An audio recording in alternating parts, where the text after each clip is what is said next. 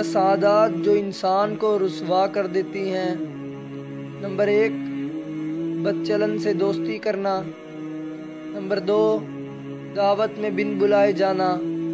Number 3، مہمان بن کر میزبانوں پر حکم چلانا۔ نمبر 4، دوسروں کی باتوں میں دخل دینا۔ نمبر 5، حریص دولت مند سے مدد طلب کرنا۔ نمبر 6، ان لوگوں سے خطاب کرنا جو سننے کے لیے تیار نہ ہوں۔ نمبر 7، مجلس میں اپنے سے بلا شخص کے پاس بیٹھنا۔ نمبر 8، زیادہ باتیں کرنا۔ نمبر 9، بلا وجہ کسی کی خوشامد کرنا۔ نمبر 10، جھوٹ بولنا۔